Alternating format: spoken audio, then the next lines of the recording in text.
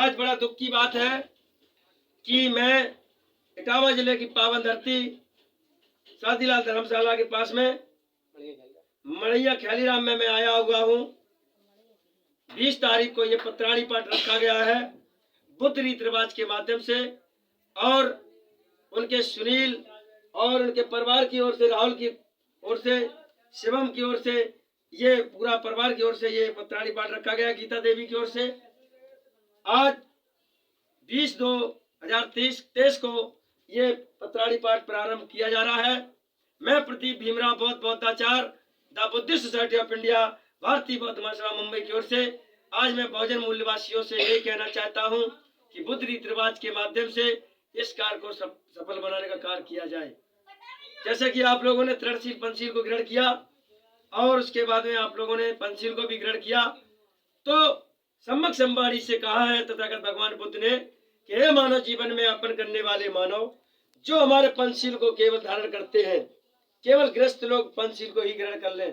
पाणत पाता वेरमणि सिक्का पतंग समादयामि, आदन्य दाना वेरमणि सिक्का पतंग समादयामि, मूसावादा वेरमणि सिक्का पतंग समादयामि, कामेश मुक्तचारा वेरमणि सिक्का पतंग समादयामि, सुरामेर मज्ज पमठाना वेरमणि सिक्का पतंग समादयामि। यानी कि जिस प्रकार से एक कमल का फूल एक पानी में खिलता है, एक गुलाब का पेड़ कीचड़ में खिलता है, जब डेढ़ी लगाते हैं गुलाब कितना अच्छा होता है। तो सम्यक संवाणी से कहा है कि मानव जीवन में अगर कुछ पाना है तो मेरे पंचशील को ही ग्रहण कीजिए। पहला शील है कि पाणत पाता वेरमणि सिक्का पतंग समादयामि। मैं जब किसी जीव प्राणी इंसान नहीं करूंगा तो मेरा मन बुद्धि विवेकशील होगी। मैं गलत किसी के लिए सोचूंगा नहीं, तो मुझे कोई गलत सोचेंगे नहीं। दूसरा शील है बगैर दिए हुए चीज को मैं किसी की ग्रहण नहीं करूंगा। तीसरा, मैं चोरी चुगली व्यभिचार ऐसा नहीं करूंगा। तो हम समाज में बुलाए जाएंगे, जैसे कि हमने थोड़ी देर के लिए मान लिया, हमने किसी चीज को किसी की उठा लिया और किसी ने देख लिया, तो थोड़ी देर के लिए हमारा मन कहेगा कि मैंने चोरी कर लिया, मेरा जेब भर गया है। लेकिन जब वो बात फैलेगी तो आप लोगों को वहां पर बुलाया जाएगा।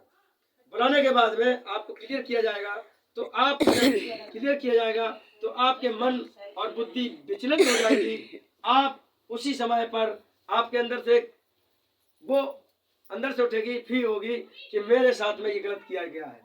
तो आप गलत कभी नहीं करेंगे, बगैर दिए हुई चीज को कभी नहीं उठाएंगे। जब आपकी बेइज्जती होगी समाज में तो आप ऐसा नहीं करेंगे।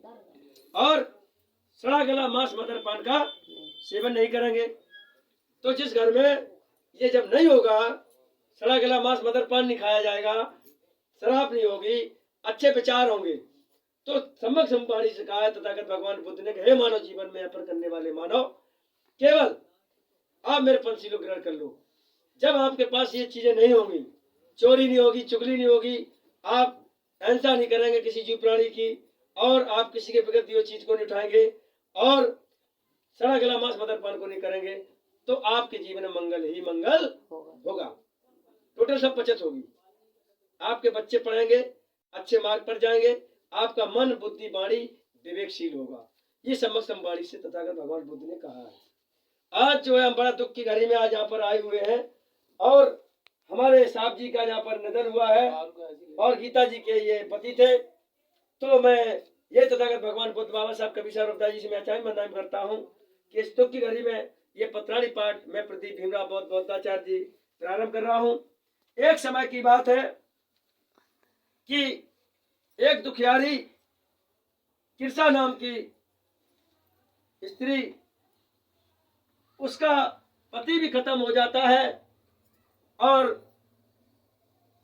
कुछ समय बाद उसका जब पति खत्म हो रहा था तो पति ने कहा कि हे किरसा, जो आपके पेट में उधर में ये बच्चा पल रहा है ये मेरा है, और मुझे लग रहा है कि अब मैं बचूंगा नहीं, इसी से अपनी जिंदगी को और पालन पोषण बच्चे का करना, और मैं तो अब जा रहा हूं। तो इधर क्या हुआ, पति खत्म हो जाता है। मेरी माताओं बहनों बंधुओं, कुछ दिनों के बाद में बेटा से कहा किरसा ने कि हे बेटा, जाओ बगीचे में चले जाओ, फूल तोड़ के लाओ पूजा के लिए। तो वो बेटा जब बगीचा में जाता है फूल तोड़ने के लिए, उस बेटे को भी एक सर्प डस लेता है, सर्प काट लेता है और बच्चा वहीं पर प्राण अपने छोड़ देता है।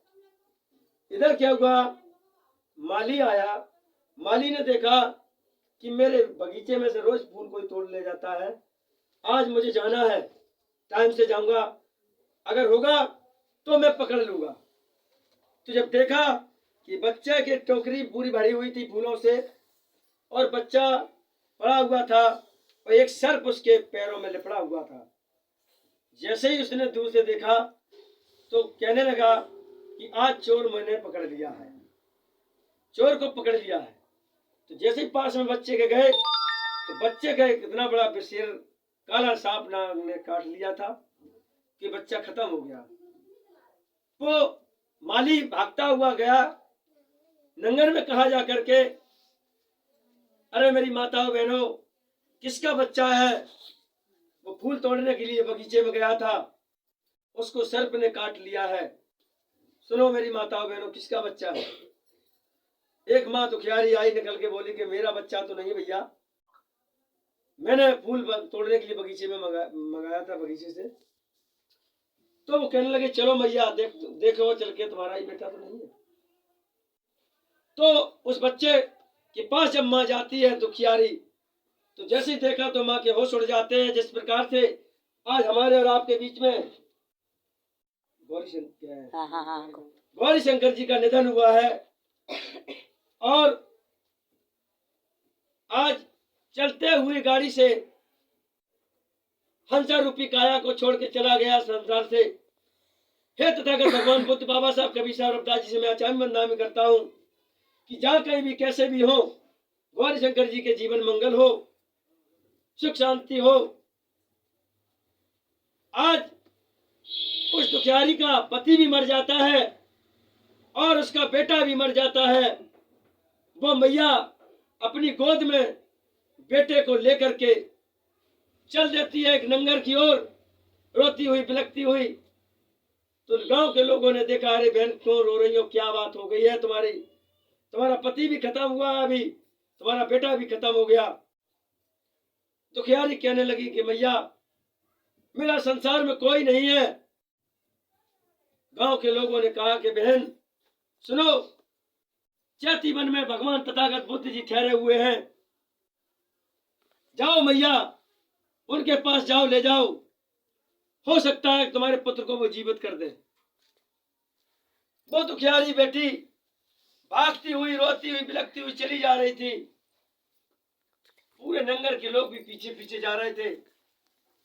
कहने लगी, जहां पर सम्मक सम बुद्ध जी बैठे हुए थे, कहने लगी भगवान हमारे बेटे को जीवन दान दे दो, मेरा संसार में कोई नहीं है।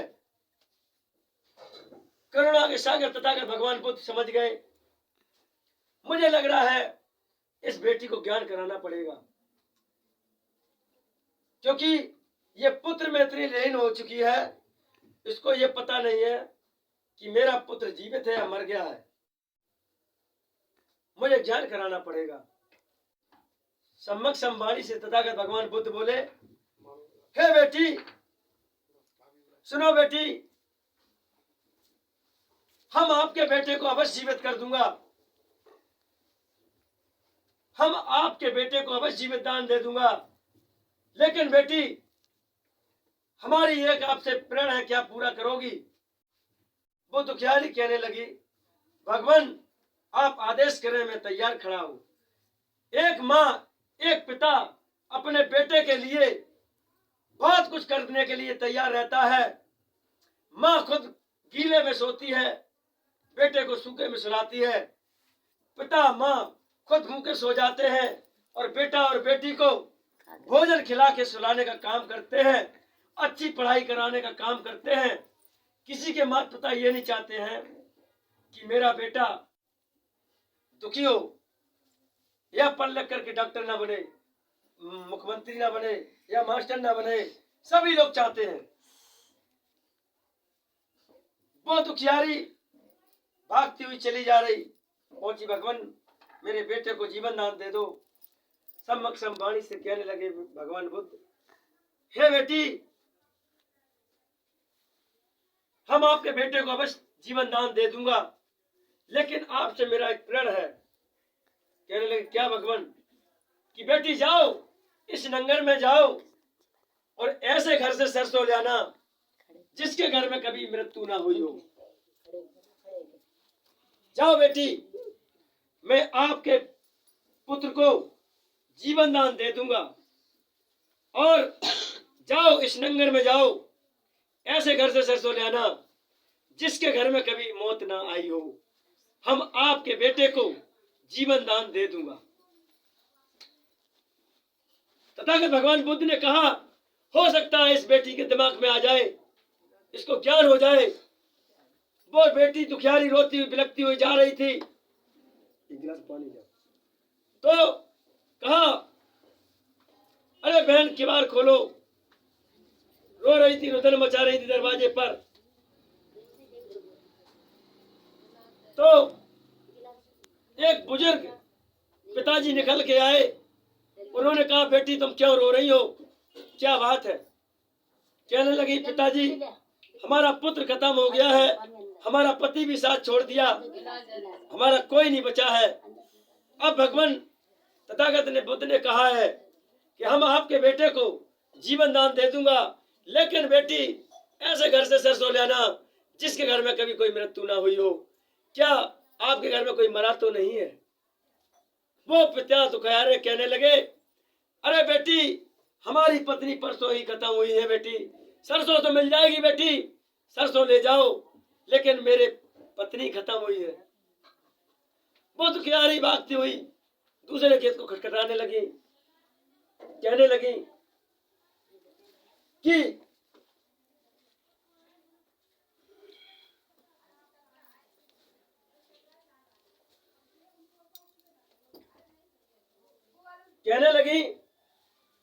अरे बहन किवाड़ खोलो। एक बहन ने किवाड़ खोले। बोली, क्या बहन जी क्यों रो रही हो? कहने लगी, मेरा पति भी खत्म हो गया, मेरा बेटा भी खत्म हो गया। क्या बहन सरसों मिल जाएगी? तुम्हारे घर में कोई मरा तो नहीं है? वो दुखियारी रोने लगी, कहने लगी, मेरे पति खत्म हुआ है 2 दिन पहले। बहन सरसों मिल जाएगी, ले जाओ। तो इस तरीके से कृष्णा ने पूरे नंगर में गई और सरसों तो मिल गई, लेकिन पूरे नंगर में गई, कोई ऐसा घर साबित नहीं मिला जिसके घर में मृत्यु ना आई हो। वो कृष्णा सरसों लेकर के तथागत भगवान बुद्ध चैतीवन में जहां पर ठहरे हुए थे, वहीं जाकर के वो दुखियारी रोने लगी, जाकर के बिलखने लगी कि भगवान मुझे माफ कर दो, मैं इतना ज्ञानी हो गया था, मुझे इतना ज्ञान ही नहीं रहा था कि भगवान मैं पूरे नंगर में गई, ऐसा घर कोई मुझे साबित नहीं मिला जिसके घर में मृत्यु ना आई हो। भगवान बुद्ध सम्यक संवाणी से कहने लगे कि बेटी, जब बेटी तुम पूरे नंगर में गई, कोई घर तुम्हें बेटी साबित नहीं मिला, तो बेटी फिर तेरा घर कैसे साबित रह सकता है? बेटी तेरा घर कैसे साबित बचेगा? बेटी आओ, बेटी धम्म की शरण में आओ और धम्म का प्रचार करो। बेटी कृष्णा, आपके जीवन में मंगल होगा, क्योंकि बेटी इस पृथ्वी पर जो मानव आया हुआ है, जन्म मरण सत्य है, सत्य बोल मुक्ति है। इस पृथ्वी पर जो मानव ने जन्म लिया है उसकी मृत्यु अवश्य। बेटी आओ, बेटी इस बेटे को जल प्रवाह करके बेटी इनको दफनाओ, और आओ बेटी पंचशील को ग्रहण करो और ये जीवन ओढ़ लो। बेटी आपके जीवन में मंगल होगा, बेटी आपका जीवन मंगलमय होगा। जिस प्रकार से आज हमारे और आपके बीच में गौरी शंकर जी नहीं है, जब ये पैदा हुए होंगे तो इनके माता पिता ने बहुत खुशी मनाई होगी, और आज जब शरीर को छोड़ के चले गए तो आज परिवार में, उनके घर में दुख का माहौल, दुख का कारण है। सम्यक संवाणी से कहा है तथागत भगवान बुद्ध ने, हे मानव जीवन में यापन करने वाले मानव, जिस चीज को कोई चीज पड़ी हुई है, कोई नहीं है उसका ठिकाना, कोई उसको छू भी नहीं रहा है, हे मानव जीवन में यापन करने वालों, एक बार उस चीज को उठा करके तो देखो, ये पड़ी हुई है, ये चीज किस कार्य लायक है या नहीं है। तो इस प्रकार से कृष्णा से कहा कि बेटी, जब पूरे नंगर में तुम हो आई है, घूम के आई हो, कोई घर तुम्हें साबित नहीं मिला है बेटी, तो बेटी आपका घर कैसे साबित रह सकता है।